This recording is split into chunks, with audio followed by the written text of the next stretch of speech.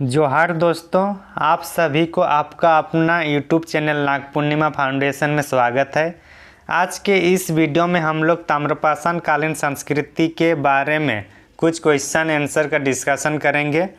तो question answer discussion करने से पहले एक बार हम लोग ताम्रपाषाण कालीन संस्कृति के बारे में संक्षेप में चर्चा कर लेते हैं। दूसरी सहस्त्राब्दी ईसा पूर्व तक भारतीय उपमहाद्वीप के विभिन्न भागों में विभिन्न क्षेत्रीय संस्कृतियों का उदय हुआ। ये संस्कृतियाँ ना तो शहरी और ना ही हड़प्पा संस्कृति की भांति थी नगरीय, बल्कि पत्थर एवं तांबे के औजारों का इस्तेमाल इनकी अपनी विशिष्टता थी।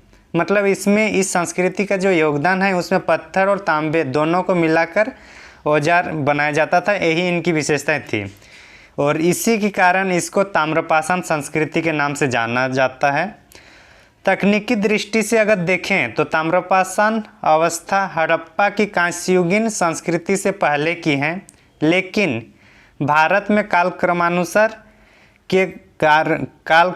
को देखते हुए हड़प्पा की जो कांस्य संस्कृति है वो पहले आती है और जो ताम्रपाषाण कालीन जो संस्कृतियां हैं ये हड़प्पा संस्कृति के बाद में आती है।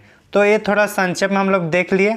अब चर्चा करते हैं क्वेश्चन और उनके आंसर के बारे में। तो पहला जो क्वेश्चन है कि ताम्रपाषाण कालीन लोग लिखने की कला जानते थे या नहीं। तो हम लोग देखे हैं कि जो प्रागैतिहासिक काल और औदैतिहासिक काल में जो प्रागैतिहासिक जो काल था उसमें ना तो लिखते थे और ना ही उसको पढ़ पाते थे। जब लिखेंगे ही नहीं तो पढ़ने का कुछ चांस ही नहीं होता है। तो इसी को देखते हुए जो ताम्रपाषाण कालीन के लोग होते हैं वो लोग लिखने नहीं जानते थे। तो इसका जो हम लोग का पहला क्या होगा, नहीं जानते थे, ये वाला होगा। ठीक, तो ये होगा डिस्कशन इसका पहला का। अगर लिखा गया है अगर बात करें तो सिंधु घाटी सभ्यता के लोगों ने लिखे थे और वो भी चित्रात्मक शैली में। तो पहला डिस्कशन हो गया। आगे चलते हैं। तो इस तरह से हम लोग इसको क्या कह सकते हैं कि यहाँ तो लिखा नहीं गया है, तो ये क्या होगा, प्राक इतिहास का एक मतलब कालखंड है। आगे चलते हैं फिर दूसरा क्वेश्चन की ओर। दूसरा क्वेश्चन ये पूछ रहा है कि कौन से काल के ताम्रपाषाण कालीन, यहाँ पे ये गलत है, थोड़ा हम लोग का टाइपिंग गलत हुआ है कि कौन से काल, ये वाला यहाँ नहीं होगा। ठीक, कौन से काल के लोग प्रायद्वीपीय भारत में बड़े बड़े गांव बसाए थे, ये होगा। ठीक, बसाए थे, थोड़ा हम लोग का गलत हुआ है, सॉरी इसके लिए।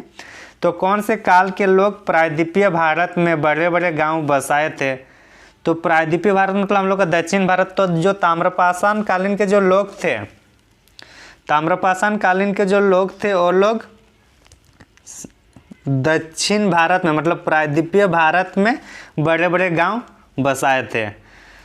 तो हम लोग देख लिए ये वाला। आगे चलते हैं फिर दूसरे क्वेश्चन में। दूसरा क्वेश्चन ये है कि कौन सी संस्कृति को गेरू वर्णी मृदभांत संस्कृति के नाम से भी जाना जाता है। तो हम लोग क्या देखे थे कि जो ताम्रपाषाण कालीन जो संस्कृति है इसमें बहुत सारे अनेक संस्कृतियाँ छोटे छोटे भागों में, छोटे छोटे भौगोलिक क्षेत्रीय में। तो इसको हम लोग जो ये क्वेश्चन पूछ रहा है कि कौन सा है जो गेरू वर्णी मृदभांत, मतलब गेरू जो इससे एक होता है ना पत्थर को उसमें जो रंग आता है पत्थर से घिसने के बाद, तो उस टाइप से किस में देखा जाता है बोल रहे हैं। तो इस टाइप से जो हम लोग का गंगा यमुना का जो दोआब है वहाँ पे गंगा यमुना की जो दोआब घाटी, गंगा यमुना घाटी है वहाँ पे इस टाइप से देखा जाता है। तो ये हम लोग देख लिए गंगा घाटी, ऊपरी गंगा घाटी और गंगा यमुना दोआब। तो ये हम लोग देख लिए इसको। इसमें क्या है, गेरुआ रंग का जो है, गेरुआ रंग का मृदभांत इसमें देखने को मिलती है। कहाँ पे, ऊपरी गंगा घाटी और गंगा यमुना दोआब में। चलिए आगे चलते हैं। दूसरा क्वेश्चन क्या है कि चिरांद और सोनपुर जैसे ताम्रपाषाण कालीन स्थल कहाँ अवस्थित है। तो इसके पहले वाले जो हम लोग डिस्कशन किए थे उसमें भी हम लोग चर्चा किए थे जो कि नौपाषाण काल का जो साक्ष्य मिलता है बिहार में और चिरांद में मिलता है। तो ये चिरांद कहाँ से होगा, तो उससे हम लोग पता चल जाता था कि चिरांद हम लोग का बिहार में है और सोनपुर भी हम लोग का बिहार में है। तो ताम्रपाषाण कालीन स्थल जो चिरांद और सोनपुर है ये कहाँ पे है, बिहार में है। तो इस तरह से हम लोग देख लिए, चौथा क्वेश्चन को भी डिस्कशन कर लिए। आगे चलते हैं फिर। पांचवा क्वेश्चन हम लोग का है कि कौन से संस्कृति के लोग मृतकों का होगा, यहाँ पे थोड़ा हम लोग का टाइपिंग गलत हो रहा है, मृतकों का हाथ पांव काट कर कलश में रखकर घर के भीतर गाड़ देते हैं। मतलब जो मृत शरीर है उसके हाथ पांव को काट के रखा जाता है घर के अंदर ही, मतलब भीतर में गाड़ के ज़मीन के अंदर।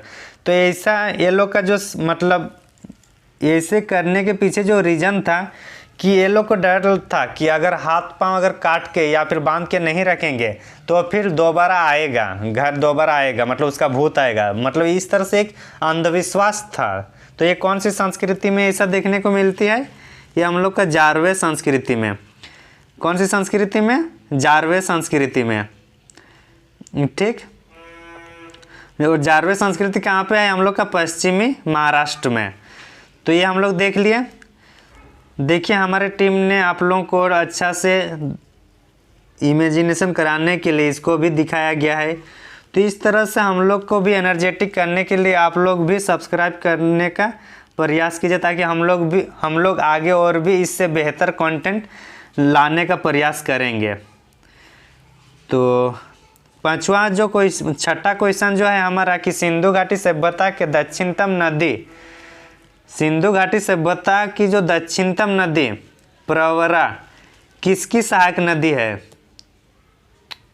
सिंधु घाटी सभ्यता की जो दक्षिणतम नदी प्रवरा किसकी सहायक नदी है, तो ये हमारी गोदावरी की सहायक नदी है। किसकी, गोदावरी की ये सहायक नदी है।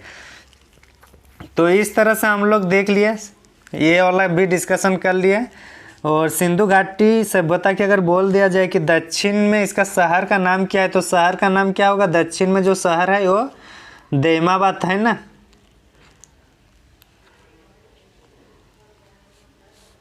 दैमाबाद, ठीक। तो इस तरह छठा हो गया।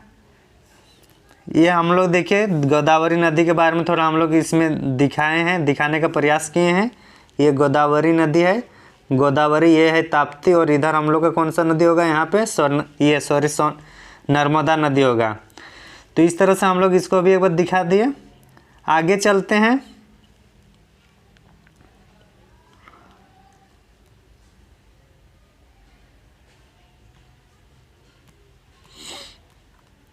आगे जो क्वेश्चन है सातवां क्वेश्चन ये है कि कैथा, एरन, नगदा या नवदा टोली जैसे ताम्रपाषाण कालीन जो स्थल है ये कौन सी संस्कृति की भाग है। हम लोग चर्चा क्या किए थे कि जो भी मतलब ताम्रपाषाण काल में छोटी छोटी संस्कृतियों का विकास हुआ, तो उनमें से ये बोल रहे कि कैथा, एरन, नागदा या नवदा टोली जैसे जो ताम्रपाषाण कालीन स्थल है ये कौन सी संस्कृति के भाग है। तो ये कौन सी संस्कृति का भाग है, ये हम लोग का मालवा संस्कृति का भाग है।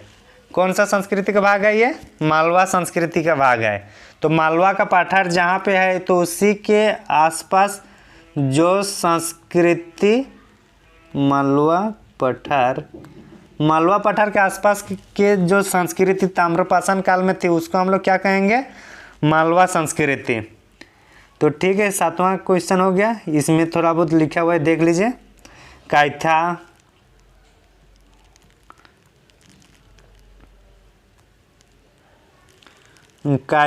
एरन, नगदा, नवदा टोली ये सब है। ये कैथा संस्कृति इसका पहला कालखंड है। तो ये हम लोग देख लिए, ठीक। आगे हम लोग चर्चा करते हैं आठवां क्वेश्चन की ये आहार नहीं है, थोड़ा आज हम लोग का ज़्यादा ही मिस्टेक हो रहा है।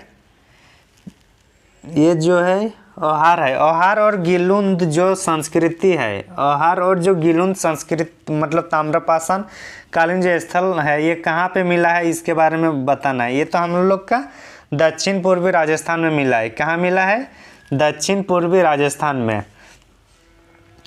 दक्षिण पूर्वी राजस्थान का इसमें और एक विशेषताएं थी कि जो आहार जो क्षेत्र है, थोड़ा सा एक मिनट, जो इसमें इसको थोड़ा कर लेते हैं। जो आहार जो क्षेत्र है इसमें यहाँ पे चावल का भी खेती की साक्ष्य मिला है। किसकी, चावल की खेती का साक्ष्य, चावल की खेती का साक्ष्य कहाँ मिला है? ये हम लोग का अहार में, और अहार कहाँ पे है? दक्षिणी पूर्वी राजस्थान के क्षेत्र में है। 8वां क्वेश्चन हम लोग डिस्कस कर लिए, ताम्रपाषाण काल का शाब्दिक अर्थ क्या है? तो ताम्रपाषाण काल का शाब्दिक अर्थ है तांबा प्लस पाषाण, दो ही है ना, तांबा प्लस पाषाण, तो ये दोनों मिलके ताम्रपाषाण बनता है। तो इसमें हम लोग कुछ दिखाने का भी कोशिश किए हमारी छोटी सी टीम के सहयोग के द्वारा। तो देखिए तांबा और पाषाण का युग का जो फोटो है इसको एक बार आप लोग देख लीजिए। आगे चलते हैं फिर 10वां क्वेश्चन, और ये इस वीडियो का अंतिम क्वेश्चन होगा कि ताम्रपाषाण कालीन संस्कृति में सबसे प्राचीन संस्कृति का नाम क्या है? तो ताम्रपाषाण कालीन में क्या बोले थे कि जो दूसरी सहस्त्राब्दी ईसा पूर्व के आसपास जो भारतीय उपमहाद्वीप में जितने छोटे छोटे भौगोलिक संस्कृतियां आया उदय हुआ, उन्हीं में से जो सबसे पहले जो उदय हुआ उसका हम लोग का नाम है अहार संस्कृति, और ये कहाँ पे है? राजस्थान में। और कालखंड क्या है? 2100 से लेकर 1500 ईसा पूर्व। तो इस तरह से हम लोग का ये आप सभी के हौसलों की उड़ान द यूनिट ऑफ नागपुनिया फाउंडेशन में स्वागत है। ज़रूर आप लोग इस टेलीग्राम से भी आप ज्वाइन कर सकते हैं, और फेसबुक से भी आप हमारे चैनल को ज्वाइन कर सकते हैं, फॉलो कर सकते हैं। तो आज का इस वीडियो कैसा लगा आप लोग को ज़रूर बताइएगा, और हमारे टीम का सहयोग, हमारे टीम का प्रयास कैसा रहा इसके बारे में भी कमेंट ज़रूर कीजिएगा।